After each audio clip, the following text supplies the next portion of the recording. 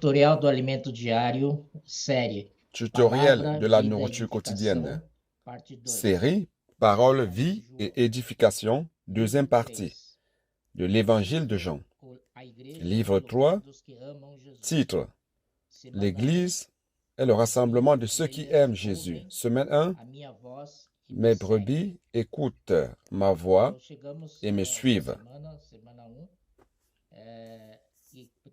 Nous voici donc à la première semaine qui a comme titre, je répète, mes brebis écoutent ma voix et me suivent. Nous rendons grâce au Seigneur pour être arrivé jusqu'ici. Ici, nous allons aborder le chapitre 10 de l'Évangile de Jean. L'Évangile de Jean au chapitre 10, versets 7, 11, 14, nous montre, premièrement, que Jésus est la porte pour les brebis. Et deuxièmement, il est le bon berger.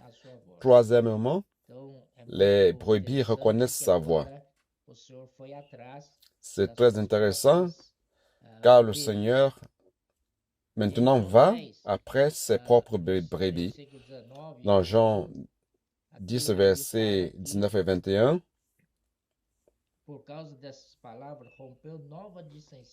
ici il dit, à cause de ces paroles, il y a eu une division parmi les Juifs. Vous savez que dans l'évangile de Jean, le Seigneur est venu premièrement vers les siens, mais les siens ne l'ont point reçu. Donc, ils avaient cette difficulté d'accepter Jésus comme fils de Dieu ou envoyé de Dieu.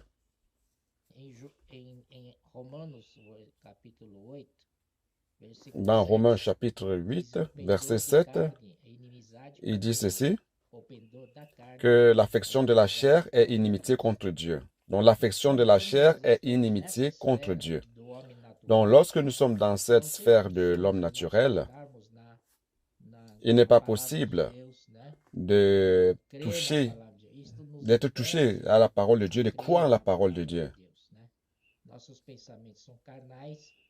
Nos pensées sont charnelles et s'inclinent vers les choses charnelles. C'est pour cela qu'ils ne parvenaient pas à comprendre les choses pertinentes liées à l'esprit. L'homme naturel n'accepte pas les choses de l'Esprit de Dieu, car pour lui, c'est de la folie. Mais les choses de Dieu sont faites à travers sa parole. Et sa parole, c'est l'Esprit, l'épée de l'Esprit. Éphésiens 6, 17. Donc, l'épée de l'Esprit, c'est la parole de Dieu. Donc, pour être dans la parole, nous devons être en esprit, parce que dans la sphère de la chair, nous ne pouvons pas toucher Jésus. Donc ici, ça adressait aux Juifs, mais en fait, c'est pour nous, ça nous est destiné aussi. Même étant chrétiens durant des années, nous pouvons rester dans la chair, dans notre homme naturel, dans nos propres évaluations, notre propre capacité, pensant que nous avons une certaine capacité pour servir Dieu. Nous n'en avons pas. Seule l'authentique parole de Dieu peut engendrer en des personnes la puissance divine. Amen. Nous voyons que c'est la difficulté que ceux qui vivent dans la chair et la sphère de l'âme ont. Dans 2 Corinthiens 4, 3 à 4 dit ceci, si notre évangile est encore voilé, il est voilé pour ceux qui périssent. Pour les incrédules dont le Dieu de ce siècle a aveuglé l'intelligence, afin qu'ils ne vissent pas briller la splendeur de l'évangile de la gloire de Christ, qui est l'image de Dieu. Donc le Dieu de ce siècle a aveugler l'intelligence. Donc, soyons en alerte et ne pas permettre au Dieu de ce siècle d'aveugler notre intelligence spirituelle.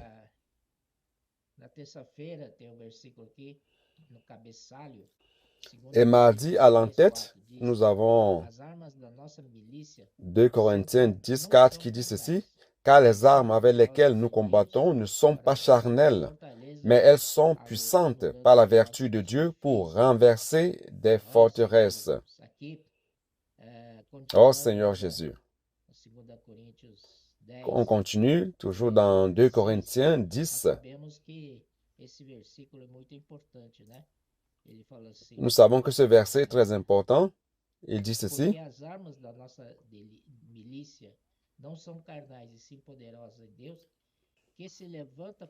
car les armes avec lesquelles nous luttons ne sont pas charnelles, mais puissantes en Dieu. Et il dit: nous renversons les raisonnements et toute hauteur qui s'élève contre la connaissance de Dieu et nous amenons toute pensée captive à l'obéissance de Christ. Nous sommes prêts aussi à punir toute désobéissance lorsque votre obéissance sera complète. Ici, forteresse, frère, forteresse signifie château. Château de quoi? D'arguments, de raisonnement, d'opinion. Nous nous appuyons dessus, sur les raisons, les arguments, les justificatifs, les opinions, tout ce qui provient de l'homme naturel pour se défendre. Dans les forteresses mentales, des véritables châteaux d'arguments et de raisonnements avec toutes nos... Mais cependant, les armes de notre lutte, comme Paul l'a mentionné, sont puissantes en Dieu et capables de détruire, de renverser ces forteresses d'arguments. Ces choses qui soutiennent les opinions humaines. L'apôtre Paul a aussi montré la nécessité d'annuler les sophismes. Les sophismes, en grec, c'est logisme, c'est-à-dire les logiques humaines, les raisons et les pensées. L'homme vit par les raisons. L'homme vit par la logique humaine. Et il s'entoure de ces logiques formant des châteaux. Oh Seigneur Jésus, que le Seigneur puisse nous donner cette lumière pour éviter d'être des personnes qui vivent dans la sphère naturelle. Et pour cela aussi, les armes de notre combat sont puissantes en Dieu, capables de détruire de telles forteresses, annulant les pensées ou les sophismes, c'est-à-dire renverser tout raisonnement, tout argument, tout raisonnement logique qui s'oppose à la vérité de Christ. Ici, en fait, quel est notre combat? Les armes de notre combat sont puissantes en Dieu. Mais quelles sont ces armes? Ces armes, c'est la parole elle-même. Si nous faisons l'immersion dans la parole prophétique et si nous inculquons cette parole en nous, certainement cette parole inculquée en nous va vaincre n'importe quel sophisme. Ça va détruire les forteresses et renverser chaque argument, chaque logique, chaque philosophie.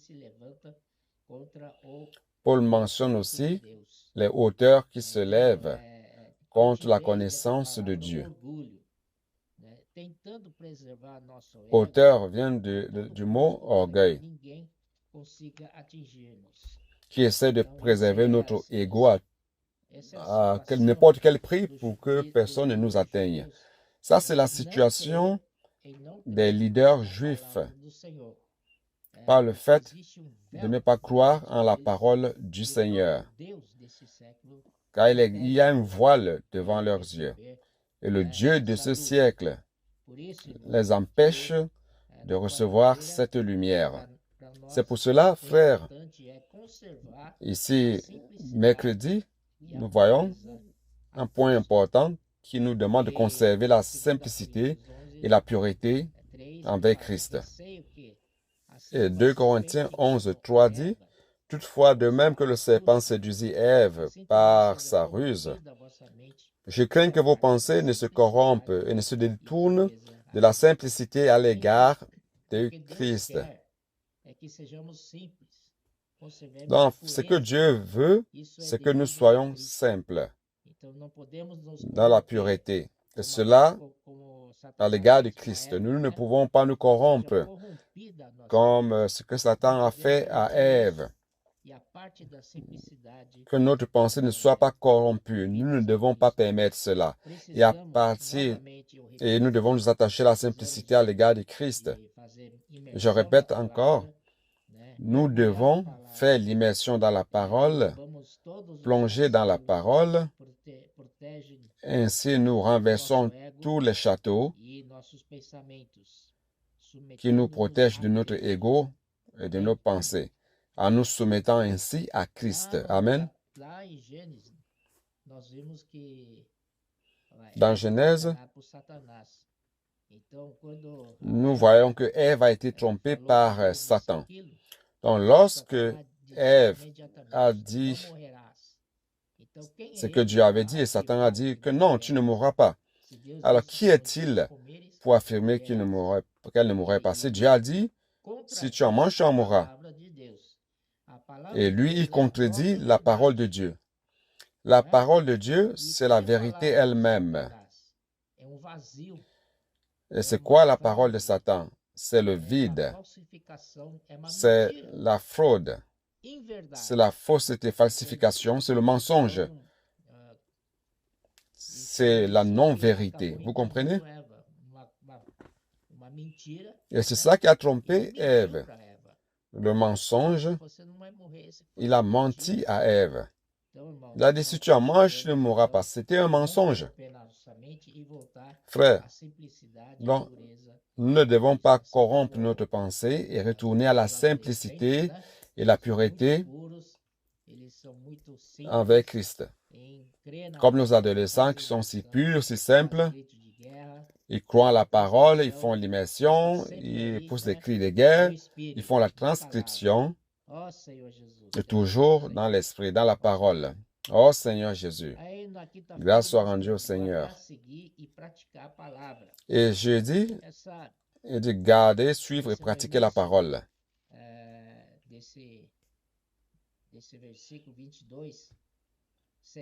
Au début de ce verset 22, on célébrait à Jérusalem la fête de la dédicace. Donc cette fête de la dédicace n'était pas prévue dans la loi de Dieu.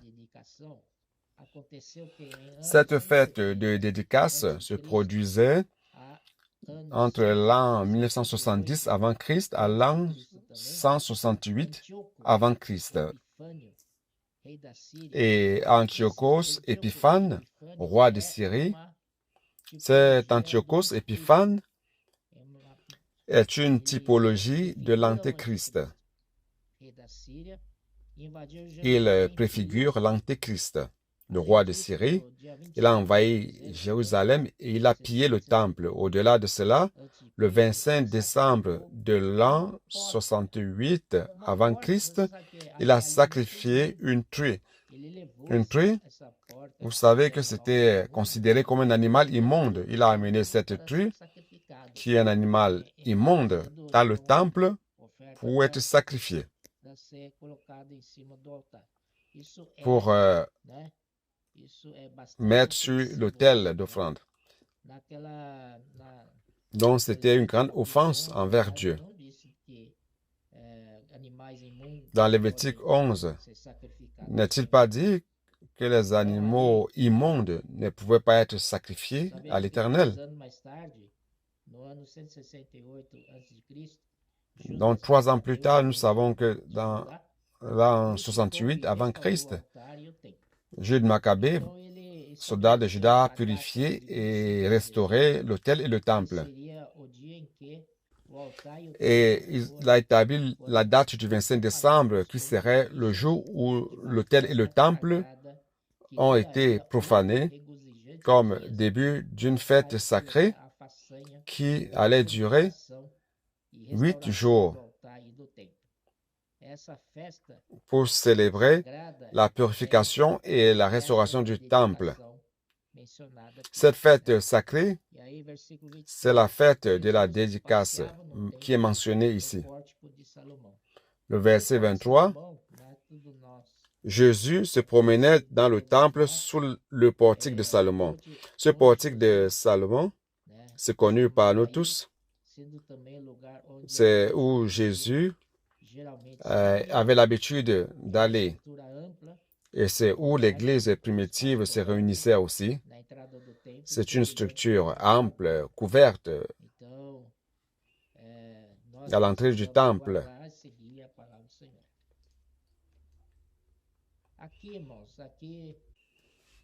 Nous devons continuer à servir le Seigneur. Donc, Jean 10, 26 dit ceci. Mais vous ne croyez pas parce que vous n'êtes pas de mes brebis. Voyez ce verset 10, du chapitre 10, verset 27 dit, mais vous ne croyez pas parce que vous n'êtes pas mes brebis. Le Seigneur est venu premièrement vers eux afin qu'ils puissent avoir la primauté. On peut le dire ainsi, la primauté de croire en la parole. Et ils n'ont pas cru en la parole. C'est pour cela que le Seigneur dit, vous n'êtes pas de mes brebis, car mes brebis écoutent ma voix et me suivent.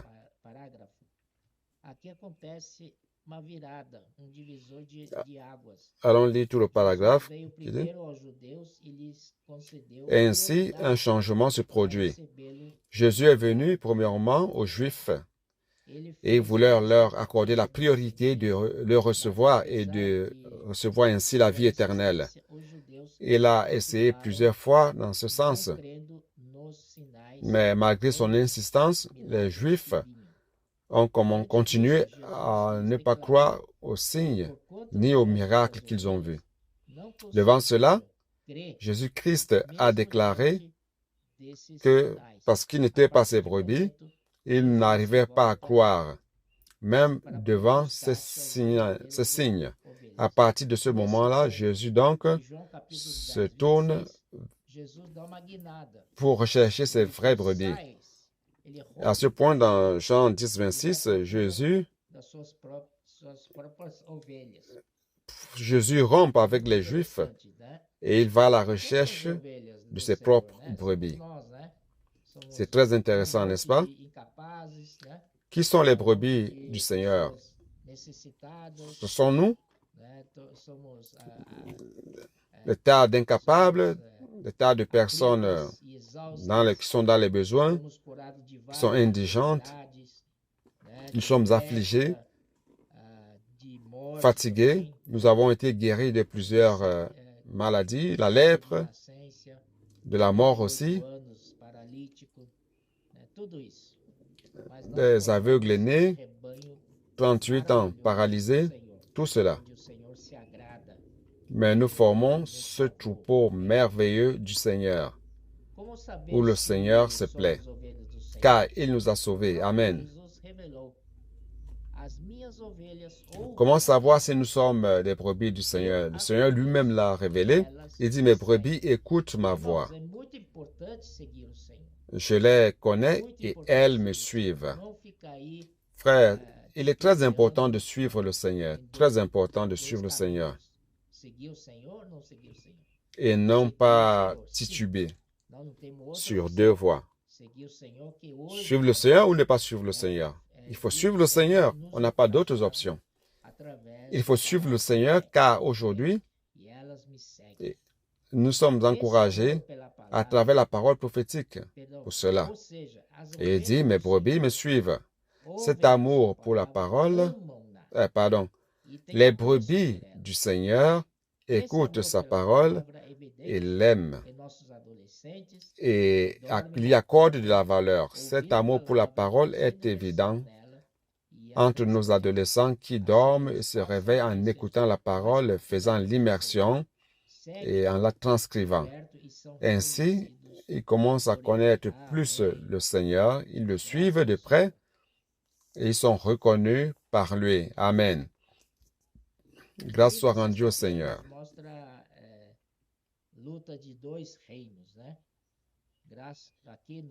Et vendredi, nous voyons la lutte des deux royaumes. La conversation continue. Jésus leur dit, « Je vous ai fait voir plusieurs bonnes œuvres venant de mon Père, pour laquelle me lapidez-vous? » Car il voulait le lapider. Dans 10:31,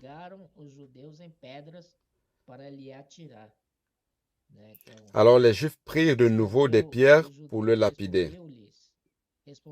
Verset 33, les Juifs lui répondirent, « Ce n'est point pour une bonne œuvre que nous te lapidons, mais pour un blasphème.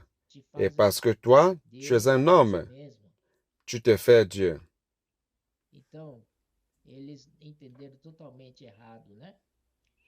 Ils avaient compris totalement de manière erronée. Ésaïe 9:6 dit ceci, « Car un enfant nous est né, un fils nous est donné, et la domination reposera sur son épaule. On l'appellera admirable, conseiller, Dieu puissant, Père éternel, Prince de la paix. Donner à l'empire de l'accroissement et une paix sans fin au monde de David. Sans fin au trône de David et à son royaume, l'affermir et le soutenir par le droit et par la justice, dès maintenant et à toujours. Voilà ce que fera le zèle de l'Éternel des armées. Prêtez attention, ici c'est le royaume pour lequel nous luttons aujourd'hui. Nous voulons faire partie de ce royaume.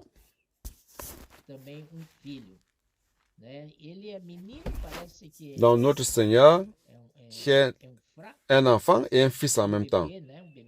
Quand on parle d'enfant, on a l'impression qu'il s'agit d'un faible, d'un bébé qui est faible, mais il est Dieu fort en même temps. Il est fils, mais il est le Père de l'éternité. Il est le Fils et le Père. Il est l'enfant, mais aussi Dieu fort. Donc ici, il dit merveilleux conseiller, Père de l'éternité, Prince de paix. Il est le Prince de la paix. Son jugement et sa justice existent pour toujours. Grâce au Seigneur, nous n'aurons la paix que lorsque le Seigneur Jésus reviendra. Et reviendra ramenant son royaume. Et ainsi, ça sera le royaume de Christ. Il y aura une pleine justice et paix. Oh Seigneur Jésus.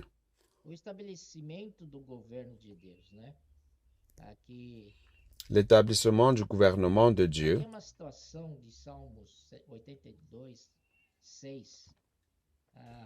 Ici, il y a une situation dans le psaume 82:6 qui dit ceci. J'avais dit, vous êtes des dieux, vous êtes tous des fils du Très-Haut.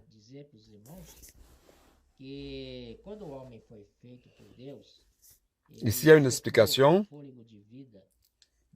qui dit que lorsque l'homme a été créé par Dieu, Dieu a soufflé le souffle de vie dans les narines de l'homme et il est devenu une âme vivante. Donc le souffle de vie, c'est quelque chose qui vient de Dieu. C'est l'esprit qui a été soufflé à l'intérieur de nous et qui a formé l'esprit de l'homme. Donc ce souffle de vie qui est entré en l'homme ne meurt jamais. C'est éternel. Ça, c'est la partie de l'homme qui est éternelle. Dans Ecclésiaste 3:11 dit ceci.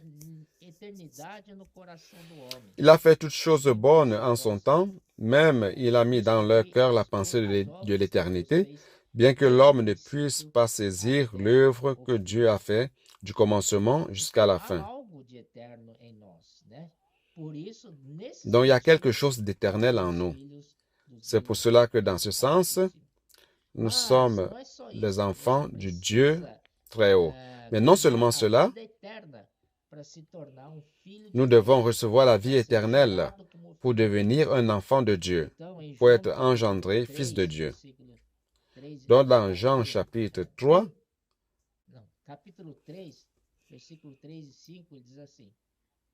chapitre 3, versets 3 et 5 dit ceci. Jésus lui répondit, en vérité, je te le dis, si un homme n'est né de nouveau, il ne peut voir le royaume de Dieu. Une fois de plus, en vérité, celui qui n'est né d'eau et de l'esprit ne peut entrer dans le royaume de Dieu. Donc pour le souffle éternel, par le souffle éternel, nous avons quelque chose d'éternel en nous, et cela devient l'éternité en nous.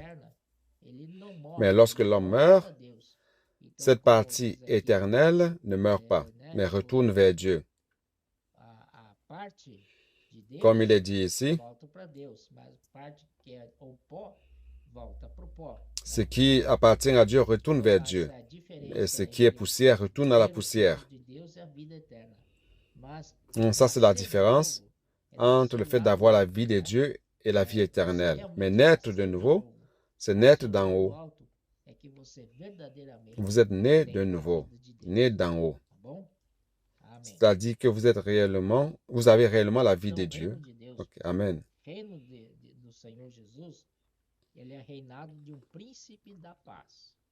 Dans le royaume de Dieu, le royaume du Seigneur Jésus, il est le roi de paix. Dans son royaume, c'est la paix. Il apportera la paix. Dans le monde, on n'a pas de paix aujourd'hui. Mais ce jour-là, lorsqu'il reviendra pour être établi comme roi, il apportera la paix éternelle et un royaume plein de justice éternelle. Amen. Et dimanche, Jésus cherche ses brebis. Donc, finalement, le Seigneur Jésus rompt avec les Juifs et va vers les gentils. Le Seigneur est parti de là où il était.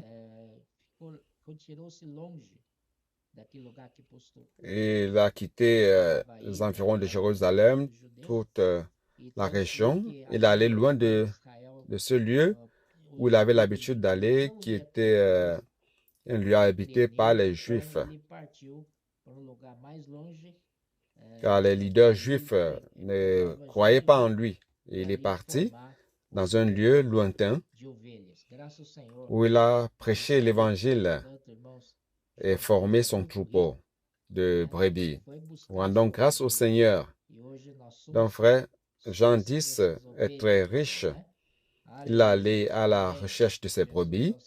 Et aujourd'hui, nous sommes ses brebis. Alléluia. Amen. Jésus est le Seigneur.